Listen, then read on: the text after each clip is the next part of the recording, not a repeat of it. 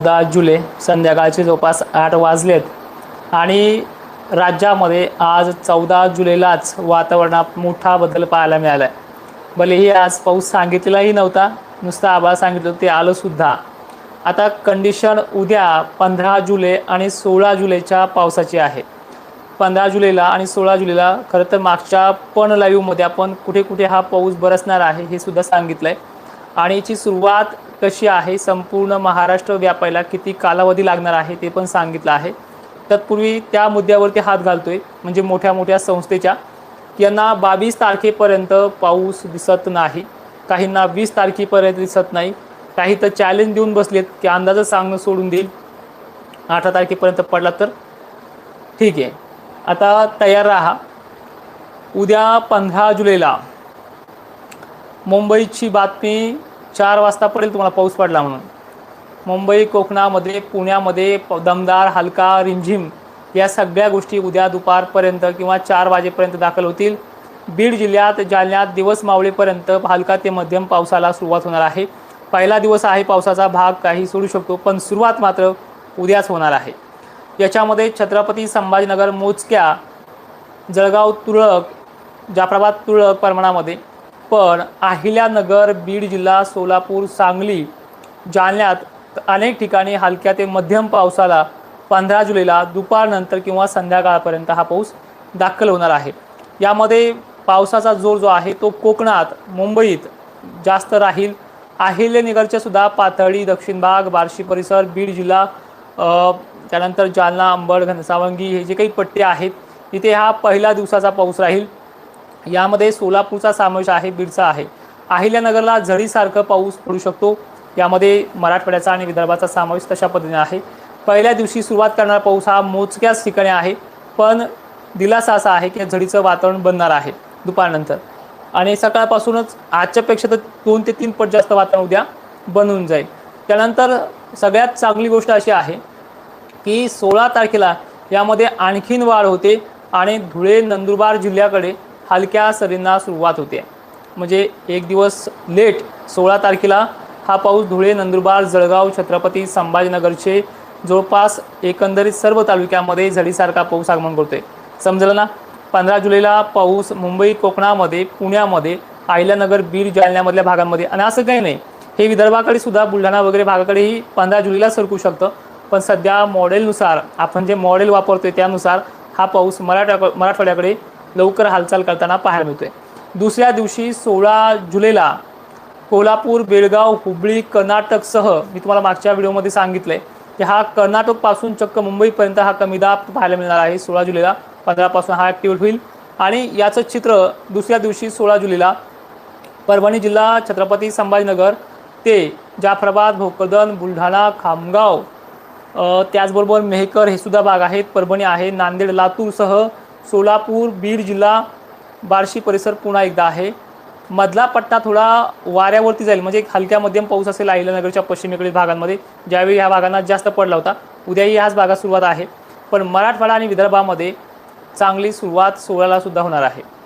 त्यातली त्यात ह्या दोन्ही पावसाच्या तडाख्यातून म्हणजे जवळपास 30% भाग तरी राहणारच आहे 2 दिवसामध्ये.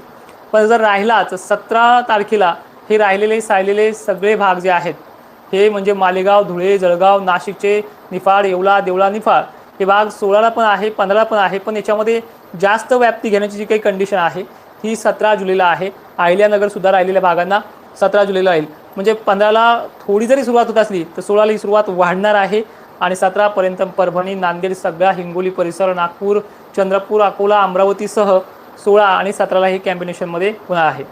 चॅलेंज आपल्याला कुठपर्यंत आहे? 18 तारखेपर्यंत.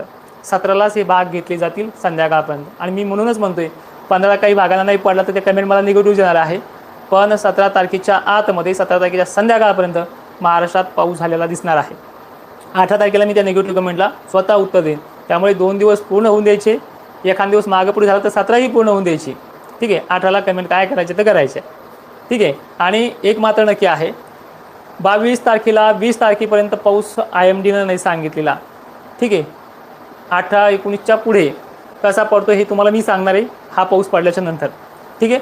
तर आता एकदा सगळ्यांनी नवीन जे आले त्यांनी समजून घ्या, 15 पासून स्टार्टअप होणारी कंडिशन सोलापूर तुरळक ठिकाणी, अहिल्यानगर हलका पंचडीसारखा बऱ्याच ठिकाणी, नाशिक जिल्ह्यामध्ये दिवस मावळेपर्यंत अनेक ठिकाणी, मुंबईत मात्र कोकण किनारपट्टी जास्त आहे, बीड जिल्हा लातूरमध्ये तुरळक ठिकाणी, परभणी मोजक्या ठिकाणी, बीड बऱ्याच भागांमध्ये आहे, जालना बऱ्याच भागांमध्ये आहे, दमदार पहिला दिवसाचा पाऊस आहे 15 जुलैचा म्हणजे उद्याचा. त्याचनंतर जाफराबाद भोकरदन मोजक्या ठिकाणी, बुलढाण्यात तुरळक ठिकाणी, वरती जर पाहिला आपण खानदेशमध्ये तुरळक ठिकाणी ही सुरुवात आहे आणि पाऊस सुरुवात उद्यापासून करणारच आहे. ठीक आहे.